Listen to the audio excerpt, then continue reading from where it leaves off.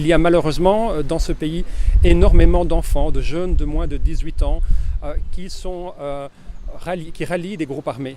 Et cela est tout à fait interdit par la loi internationale.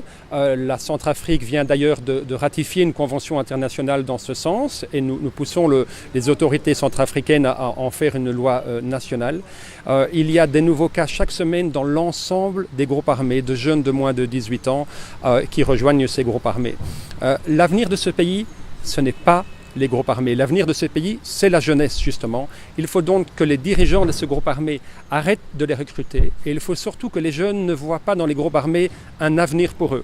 Donc c'est un message très important et je crois que la presse là a également un rôle important à jouer. Maintenant, si vous avez d'autres questions précises, nous avons bien sûr fait la situation de Pawa tout à l'heure. Si pour le dire quand même, comme la qualité n'était pas bonne, qu'est-ce qu'on peut retenir grosso modo de la situation sécuritaire à Pawa? La situation sécuritaire à Pawa et dans la sous-préfecture s'améliore. Donc il y a eu un changement de stratégie de la MINUSCA qui revoit régulièrement ses stratégies militaires. Aujourd'hui, les FACA qui ont rejoint la MINUSCA et les hommes et femmes en uniforme de la MINUSCA vont dans la brousse, montent beaucoup plus haut pour chasser les groupes armés. Et ce système a l'air de bien fonctionner car depuis une semaine, nous voyons beaucoup moins d'incidents dans la région. Il y a encore du travail. Il y a du travail pour le retour de l'autorité de l'État en général. La MINUSCA aide également en rénovant par exemple des commissariats ou d'autres bâtiments publics. Mais nous avons pu entendre le directeur du bureau de la MINUSCA expliquer cette bonne collaboration entre MINUSCA et FACA et cette nouvelle stratégie d'aller plus loin en brousse, de poursuivre plus les groupes armés. Oui, l'information, monsieur le directeur, on a reçu une document sur lequel oui. Le directeur, le représentant du secrétaire général est remplacé. Exactement. Est-ce que vous confirmez? Je ne confirme pas, bien sûr. C'est faux et je montre à tout le monde ce document. La caméra n'est plus là, c'est bien dommage. Sur proposition du nouveau secrétaire général. Ce n'est pas du langage qu'on utilisait. Monsieur Le Verbe Julien de France, c'est un nouveau pays, hein, il est français. Hein? Donc, là-dedans, il n'y a que le conseil d'administration de l'ONU. Ça n'existe pas, il n'y a pas de conseil d'administration de l'ONU. Ce document, en 2 secondes, vous voyez que ce document est faux. Moi, je pose la question, qui a intérêt, et là ce ne sont pas des journalistes qui fabriquent ce document, qui a intérêt à fabriquer de tels documents? C'est un faux et un usage de faux, c'est d'ailleurs illégal. Qui a intérêt dans ce pays à créer ces fausses rumeurs, à aller jusqu'à faire de faux documents comme celui-là?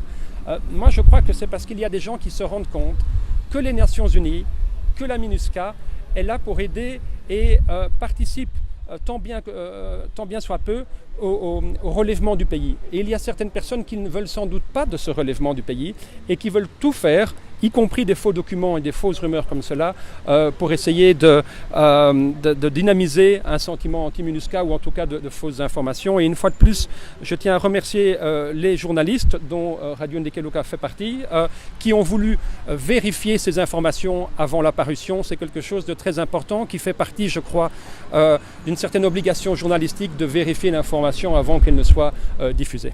Donc, quelle est la procédure, par exemple, pour le remplacement? Comme ici, la procédure apparemment n'est pas la procédure requise. Mais la procédure, c'est que si jamais il y a un remplacement, quelle que soit la raison de ce remplacement, de quelque officiel que ce soit, lorsque c'est un officiel de haut niveau, comme c'est le cas ici, c'est New York qui annonce ce remplacement lors de la conférence de presse quotidienne ou via un communiqué de presse du porte-parole du secrétaire général à New York.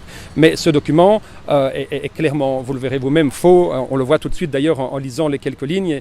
Et il est dommage que certains journalistes n'aient pas pris l'opportunité de ce document pour nous appeler pour savoir si oui ou non ce document était correct ou était faux. Mais la majorité aurait d'ailleurs pu voir par elle-même que ce document est un faux. Oui, qu'est-ce qui s'est passé, monsieur le directeur, à Lindao? À Lindao, lundi soir, il y a eu un affrontement entre des membres UPC et des membres anti-Balaka.